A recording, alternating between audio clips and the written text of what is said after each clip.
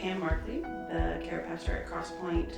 One of my roles is helping families go through the grief process and walking beside them. I have with me Rachel, who is a grief therapist. So Rachel, I would love to ask you, we've done a video on what is grief in children and how does it look differently, but I would love to spend time talking about how do we support our children through grief. Well, I think first of all is to normalize it. Okay. Right? I think it's such a difficult journey in itself, but I think the more we normalize it for our children, that this is okay to feel sad when something happens. And I think loss for them is also different from loss for us. So whatever that tiny loss is for them, to be able to listen, pay attention, validate their feelings. And I think also to model behavior, right? It's very hard. Like I worked with this teenager who said it was so hard because his father never talked about his mother after they got a divorce. Right. And he said, she's a huge part of my life and I go there every other weekend. He, stayed with his dad primarily, but they had such a, terrible breakup that he just said there were no photographs in the house. There was nothing that showed that they had lived 16 years together. Oh, wow. 16 years for the child together. And so I think whether there's a divorce or the person has, if the parent is deployed or where the person has passed away, to use their name as much as possible. And parents really have to be the adult, painful as it is, and think about their children and what they're experiencing. So even if it has been a difficult divorce, to acknowledge that this other parent is really important for their child. Right. What are some things we can model? I think about a friend of mine, her husband lost a parent at a young age, and one of the things they shared with me when my husband passed away was that the other parent, once the service was over, once they did the funeral and the wake and everyone went home, there was just no talk about loss. And so then they felt like they couldn't talk about it, and it wasn't until they were in college and studying psychology they realized how helpful it would be. What are some things that are important for us to model as parents to help our kids understand that the feelings they're feeling or the behaviors are okay? I think it is really important to show sad feelings. Okay. A lot of times you go into your room and you cry and you come out and the kid is very astute. They, children, they know that you've been crying. Right. And you're like, oh no, I'm fine. Right. So the minute you say, I'm fine, what are you telling your child? They need to be fine. Right. Also. Or that crying isn't fine. Yeah, and especially for boys. I think it's critical because there's this whole thing that men should cry and, that's how you show your strength. And so a lot of boys, find it difficult to show their emotion and to say, you have every reason to cry. Right. And I feel sad and I cry.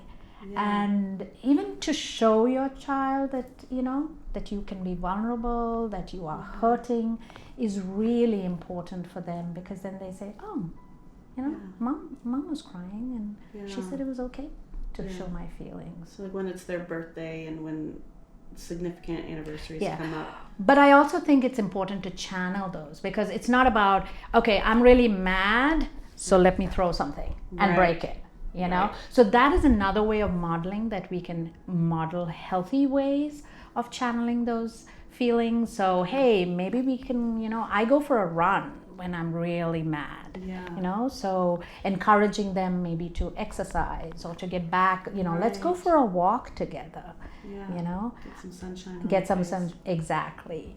And just maybe doing something together, so that they feel like they're not alone in it. Yeah. Why is it so hard for, as parents or in adults in general, why is it so hard for us to allow grief to be visible in us? I think because it's the whole socialization process. Is that once you get to adulthood, then a lot of things that are acceptable as children, we can't feel those feelings. We are feeling those feelings, but we just have to obviously do it in a more mature fashion. That doesn't mean that we cannot express ourselves in the way that we should. And that's why I feel like certain cultures can teach us so much about how to grieve with our entire body, that we don't have to perform for the people who are attending the funeral. We should be able to share our true feelings. Now, obviously, you're not going to demonstrate that kind of behavior or feelings forever, but in that moment, if that's what you're feeling, then to be able to have permission to feel. But we are very restrained in this culture, right? It's I can speak for my culture. My tradition, we bring the body home when there's a passing of somebody, and we sit around and we are with the person right through the night. We're singing hymns, we are praying, we have things that we share about that person, and there's such a feeling of community in that moment. But there's also permission for anyone who's there to just grieve in the way they want. Nobody is watching, and nobody is saying, oh my God, she did this or he did that. Are children invited into that? Very much so. So I've attended so many funerals as a child, and so it wasn't something that was, oh my God, this happened. Yeah. Well, and I think the cultural difference that I'm experiencing is in like the developed world or the Western world. It's not normal to talk about loss. It's not something you talk about every day. You almost feel like you have to whisper it when you're out in public, or when someone asks, hey, what does your husband do? I'm like I still trip over it, and it's been so many years, and I'm like, well, he passed away. And then you have this awkwardness, like we just don't. And so well, I think that goes also with people who have had a miscarriage, or even had a child, a baby who died. So are you a parent or not a parent? Are you a parent of 2 children or 1 child? And how does that play out even with, if you have a child in the house, they've lost out on the possibility of being a sibling. So I think that's really, now I think there's a lot more awareness around that, and so people are naming the child, being able to have a funeral for the child, and even talking about the fact that, yes, I had a miscarriage and I really am grieving over that. Right. Well, and that's one thing I think that children can teach us, right? They'll talk about anything, but they'd also look to us to give them permission. Yes, and I think when you shush them, especially when others are there and you say, we don't need to talk about that now, immediately the message they're receiving is, this is not okay to talk about. So when you then attempt to have a conversation when nobody else is around, they've clamped up. They're not going to have that conversation with you. Yeah. How can we help children build resilience and cope after a loss? Well, I think it is really critical, to help them build emotional resilience, because this is not the only loss that they're going to encounter. We encounter losses of different kinds and magnitude right through our lifetime. So they have to learn how to bounce back. Right?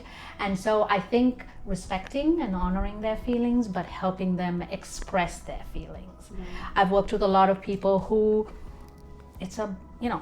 we never expressed emotions in our family, but it's this volcano waiting to erupt, and sadly it's going to erupt at the wrong time, in the wrong situation, and somebody innocent is going to get hurt in the process, right?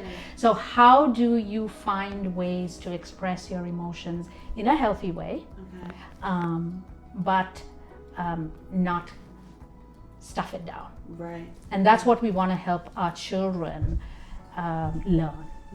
How can we model that? Like, what are things that you find adults doing that it would be great if they maybe change their behavior so that a child can know that it's okay to feel this way? How do we communicate to our children, not just by words, because they're watching us all the time?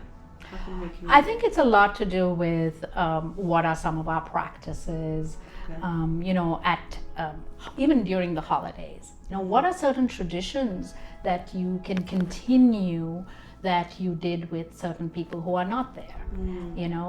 Like I said earlier, how do we keep using that person's name?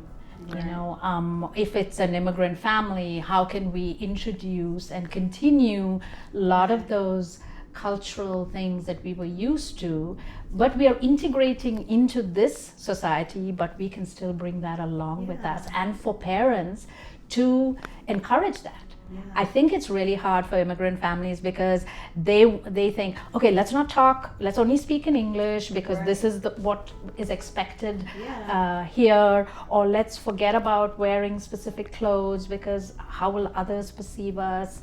But I think being able to encourage that and not let our children feel like we should be embarrassed about it, but this is something that is yours, and it's really important to embrace it. Yeah. And also I think with the children, if there is a parent who's passed away, to be able to really show how that parent is present in that child. And for you to be able to say, gosh, I can see this or this particular wonderful trait or whatever, and they feel so good that they they have that particular trait of the parent that isn't around. So I think that's why I think activities like creating a memory box, especially for children who are maybe school going, like elementary or even middle, so that's something that they can go back to and add and look at whenever they feel sad. That's something for them to do. For me, when I'm working with teens, journaling has helped a lot for a lot of teens. Now, of course, they don't actually have a notebook. So I say, hey, you can do it on your laptop or you could do it on your phone. Just in terms of putting down your thoughts and your feelings and letting it out. So you have that safe space that you can do it. Are there any other strategic ways to help your child create space to grieve? I don't have a teenager yet, but I think we're on the cusps, and one of my children in particular is she's like a vault. No matter positive, negative, she does not want to talk about it. She doesn't like to share, but I know that there's things in there that I would love to help her get out. Are there things you use as a therapist to help children who maybe don't want to talk but express what they're going through? I know I worked with one child who was crazy about anime. Okay, and I used that to get to what she was exactly feeling. So I think it's finding that hook. Yeah. Music, I've used lyrics from songs. I'm maybe watching a movie together that you already know touches on some of these topics, and if somebody says, oh, this was a really good movie, and watching it with her, and maybe not immediately but later after the movie, to say, I was thinking about what that Jill was saying in the movie or whatever, and seeing if that is a way of starting a conversation, and maybe she might start sharing something about what she's expressing. So I think it's constantly finding creative ways, but also seeing what are their interests. It's not about what I like. It's what is it that they like. And I think art is a wonderful way, especially with smaller kids, getting them to draw again, because language is harder. I think drawing, can you tell me what you're trying to say in this, or what does this mean, or how come you use this color, what did that mean? And those are ways that you can. Sometimes as parents we want to rush our kids through grief, but also we worry, right? Whenever our kids aren't happy and joyful, we get concerned. When is the point where we bring in an expert? I think first of all, I go back to that whole thing is don't rush it, simply because grief is not something to be wrapped up. So I would be cautious about when to take them in. I think a good way to start is support groups. because peer support is amazing. And I think for children, just listening to other kids talk about it, and they have some wonderful grief camps that are held, and I think those are really a wonderful way for kids to be able to, kids get each other, they speak a language that we don't, and so 1 minute they're laughing and they're playing, and then they get really serious and they talk about whatever, and then they go back to playing. So I think that is really helpful. But I think if you see an extended period where they're just so depressed, they're not connecting, they're not eating properly, the teacher calls and says, his grades are falling, he's not connecting with the other kids in class. So those would be, to me, like warning signs that I would say, hey. And I think a lot of time kids don't want to talk to their parents because they feel they're burdening them. Mom is already going through her stuff, I don't need to add to it. So I think having their own person to talk to, and for parents to understand that in no way are we replacing them. I think sometimes parents are afraid, they're never going to talk to me again, they're going to only no, we are just here as a support system to help guide them through a difficult time and for a safe space.